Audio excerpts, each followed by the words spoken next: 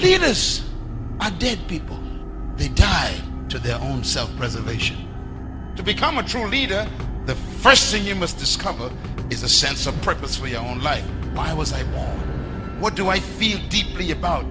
What do I feel I'm supposed to do for my generation? Purpose separates you from the pack.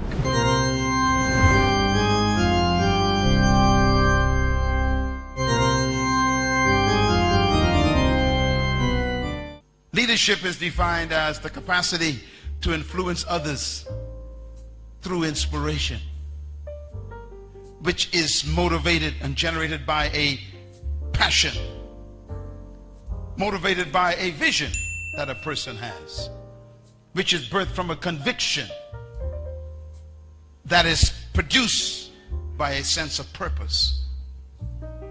That's leadership. It's very complicated. And each one of you can be a leader, but you got to follow this process.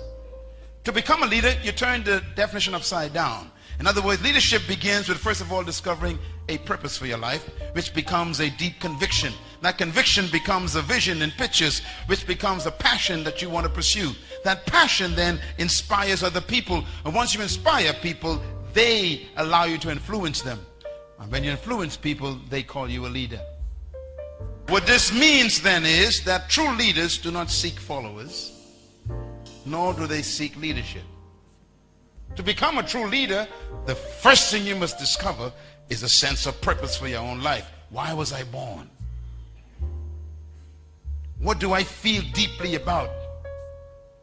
What do I feel I'm supposed to do for my generation? Purpose separates you from the pack. All leaders develop a sense of destiny, purpose, and that purpose becomes a conviction. If there's no deep conviction in your life, you'll never be a leader. You'll be a manager. Conviction means you have a deep belief that you are important to your generation. And every one of you came to earth with something important to do, but most of us die never finding it. That deep conviction is what produces your sense of vision. Conviction shows up in pictures, and we call it vision. What do you feel deeply about?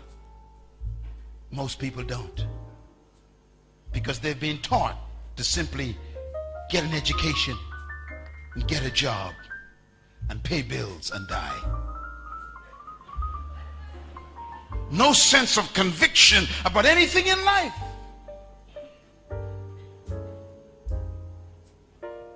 Most people who want to be leaders have no conviction. All they want is a title and a position and some money. What a lousy life. To work for money is lousy. Leadership is born when you discover a belief that is so deep, a conviction that is so strong that it becomes pictures in your mind. You ever heard this? I have a dream. I see the day coming when little white boys and little black girls will walk hand in hand. I have a dream. I see the day when a black man will not be judged by the color of his skin, but by the content of his character. I have a dream. Do you have one? Have you seen yours? You see, your conviction shows up in pictures, and your pictures creates what? Passion. Where there's no passion, there'll never be leadership. All true leaders live out of a passion. What is passion? Passion is a desire that is stronger than death. Passion is finding something not to live for, but to die for. Would you die for what you're doing right now? That's the question. Leaders are dead people. They died to their own self-preservation. Once you develop a passion, you inspire people. People are inspired by what you are willing to sacrifice for. That's why people don't follow you, because they don't believe you. Jesus Christ is an amazing man. He said something one day that disturbed me. He said, a hireling looks after the sheep as a manager. And when the wolf comes, the hireling runs. Why? Because they ain't my sheep. He said, but the good shepherd, when the wolf comes, stands between the wolf and the sheep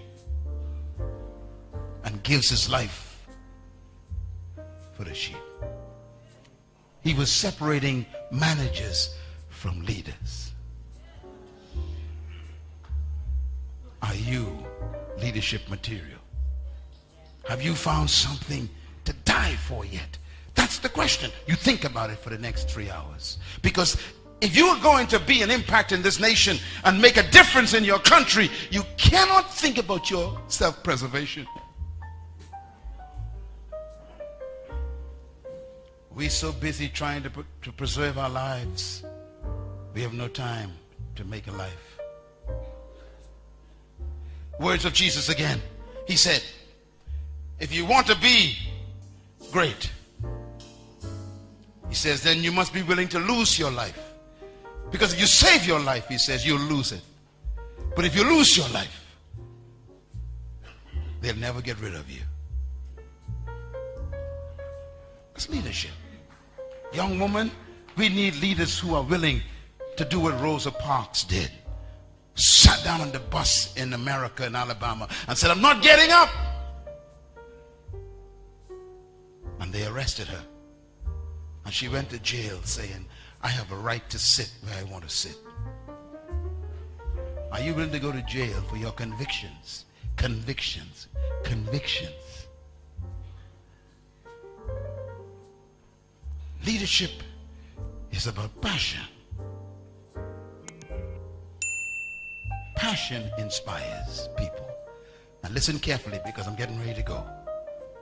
If you don't inspire people, you have to manipulate them. And the moment you manipulate people, you are no longer a leader. You are a dictator.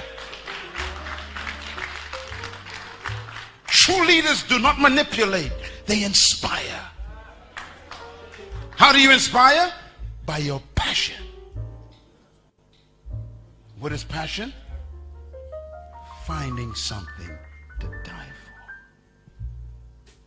for. Are you a leader, young man? Or are you just trying to make a living? This week is your appointment with yourself. I was sent to introduce you to yourself. The real you that's hidden under all of that stuff. You were not born just to pay bills. You were born to pay your debt to humanity. Leaders have a sense of responsibility to their generation. I hope you find it.